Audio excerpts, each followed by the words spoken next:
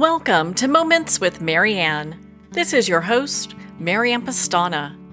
We're here today with special guest, Miranda Cowley Heller, who's here to share with us her new book, What the Deep Water Knows, Poems. So what hidden truths does the deep water of Cape Cod know about love, memory, and the ties that shape us? Well, today's guest is here to share with us just that.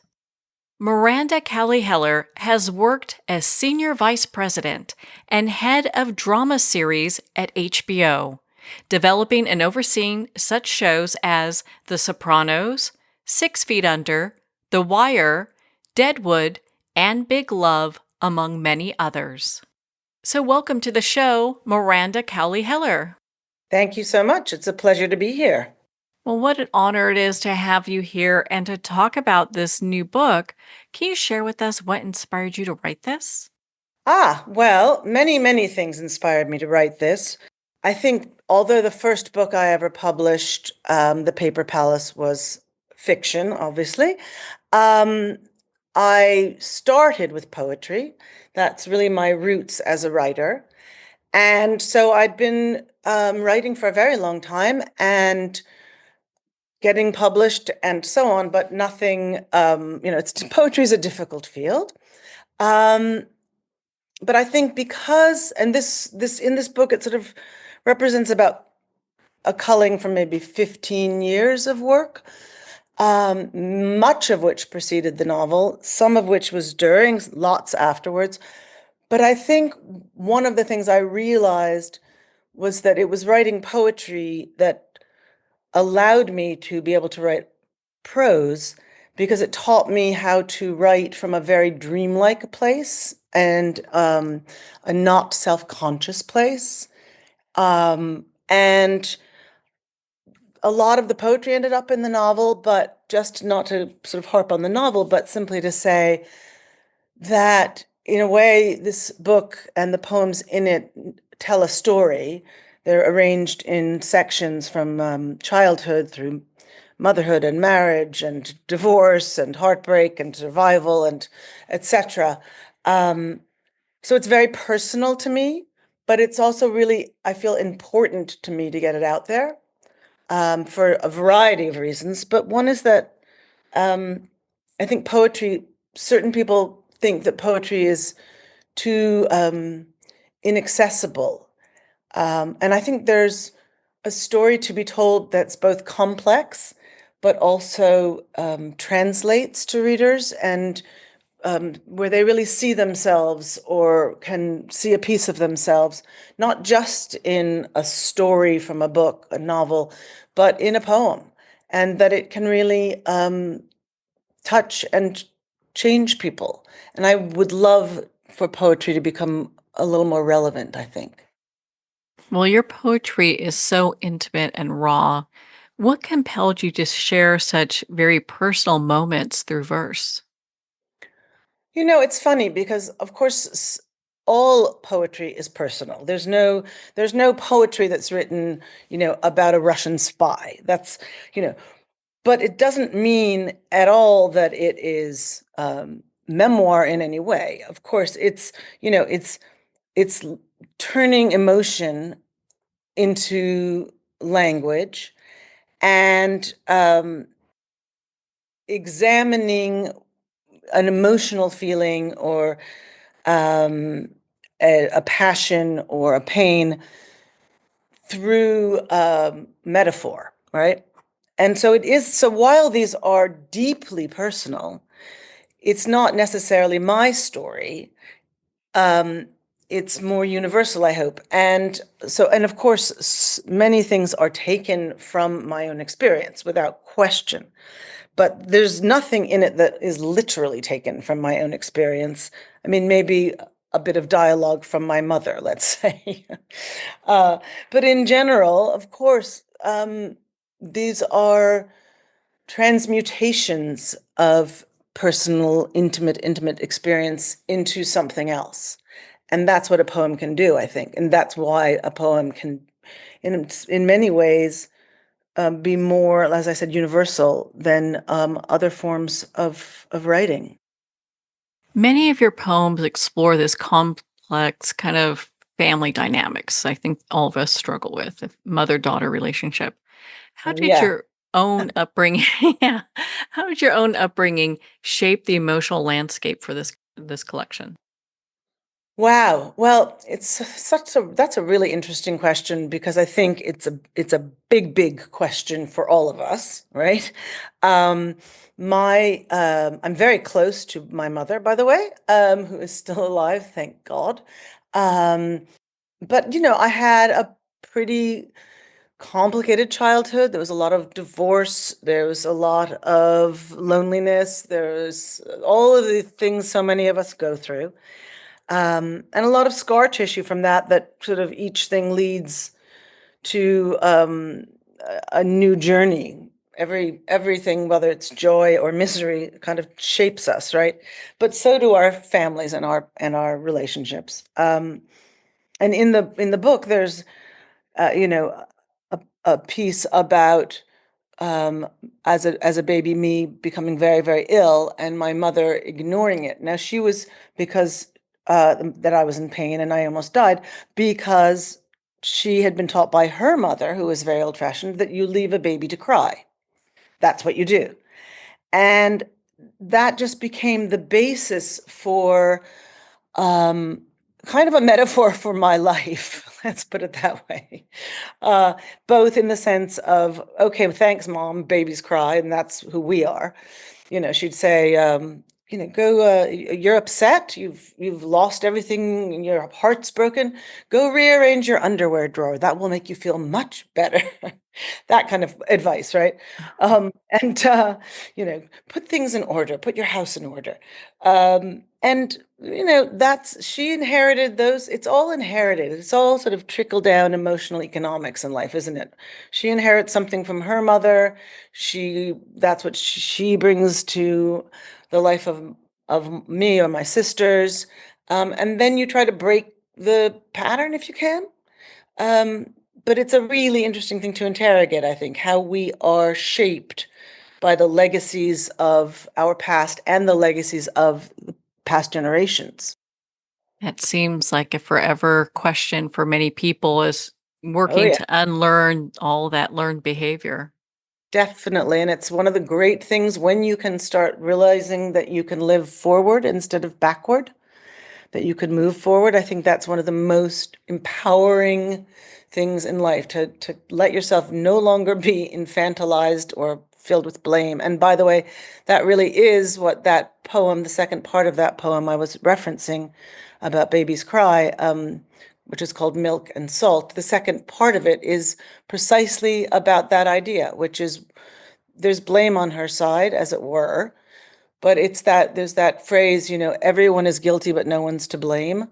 Um, and the question that it raises in that piece is, you know, what is empowering about, um, steeping in an infant's rage as if that is somehow going to change anything for me personally, right? As if that is somehow empowering. It's not.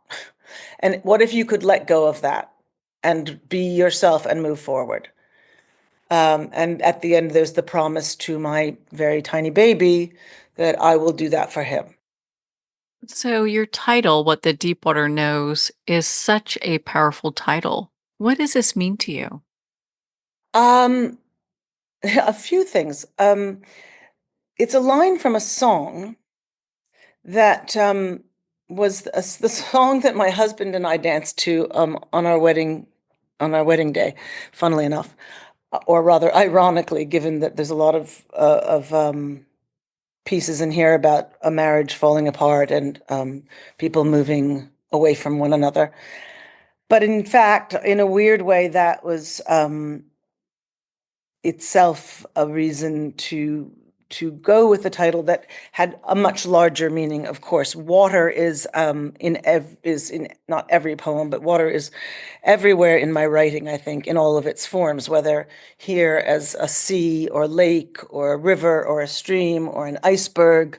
Um, I guess for me, the notion, well, first of all, it's just a very large part of my childhood and past, actually.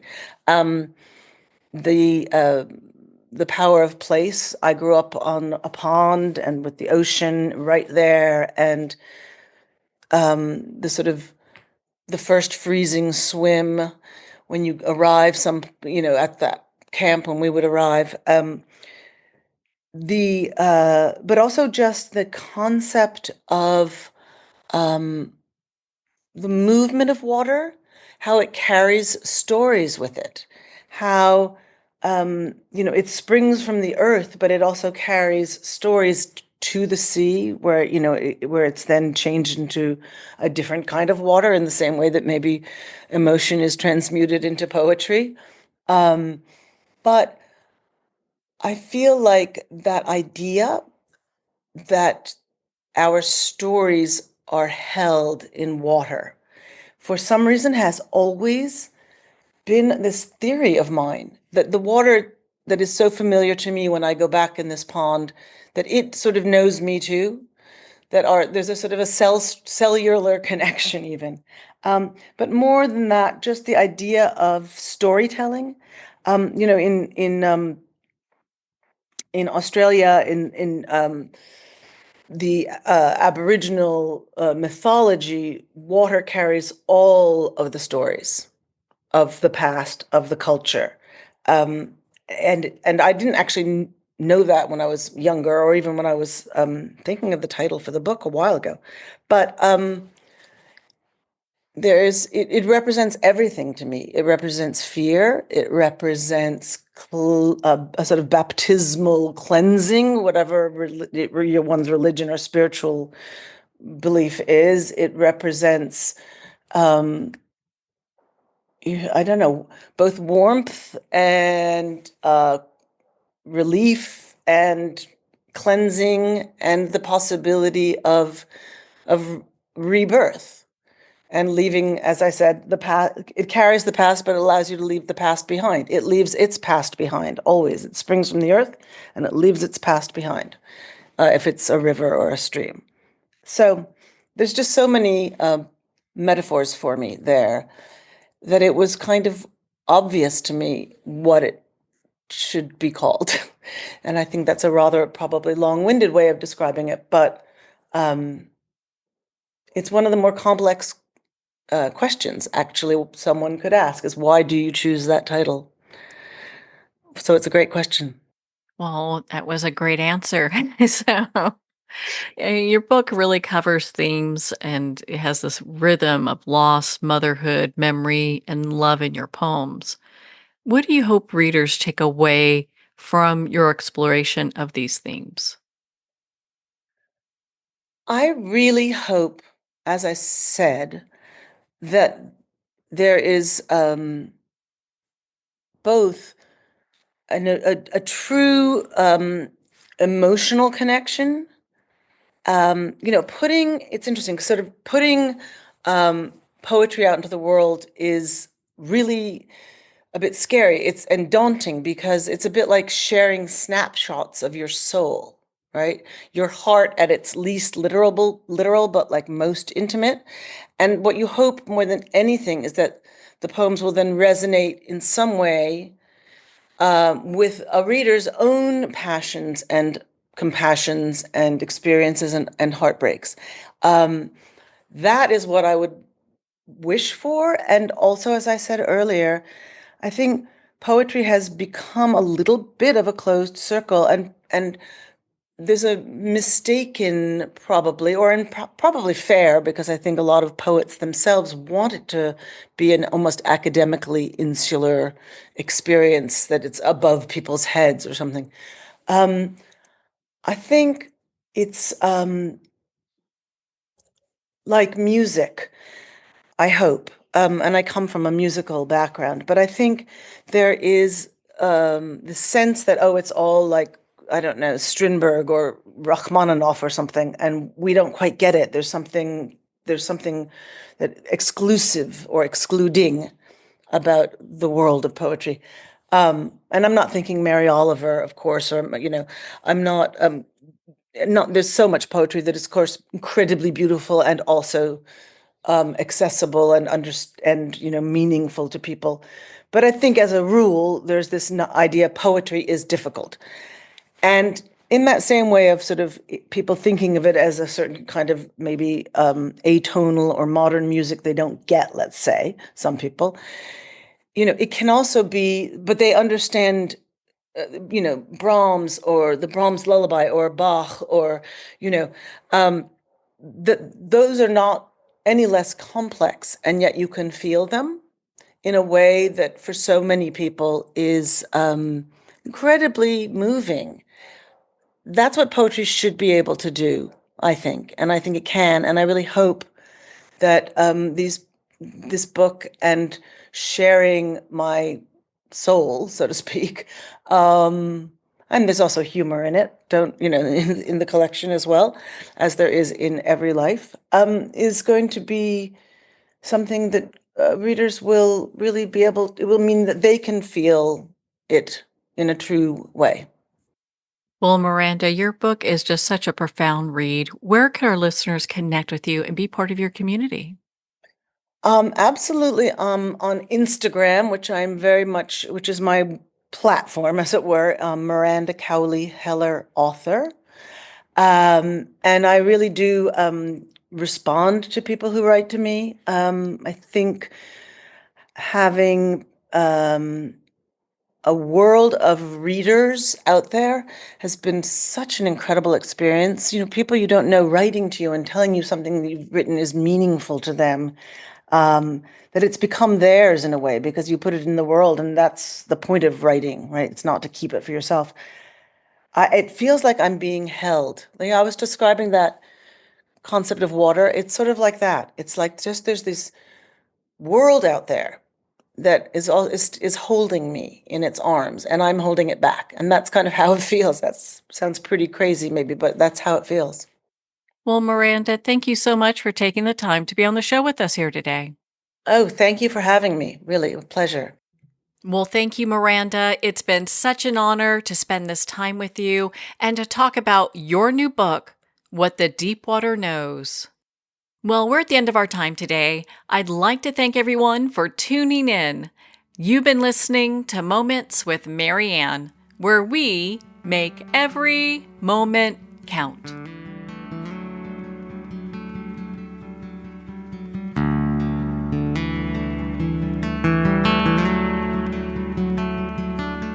In a single moment, your life can change. Moments with Marianne is a transformative hour that covers an endless array of topics with the best of the best. Her guests are leaders in their fields, ranging from inspirational authors, top industry leaders, and business and spiritual entrepreneurs. Each guest is gifted and a true visionary. A recognized leader in her own work, and while teaching others to develop, refocus, and grow, Marianne will bring the best guest and sometimes a special surprise. Don't miss this. You never know just which moment will change your life forever. Make sure to tune in and visit momentswithmarianne.com for more information.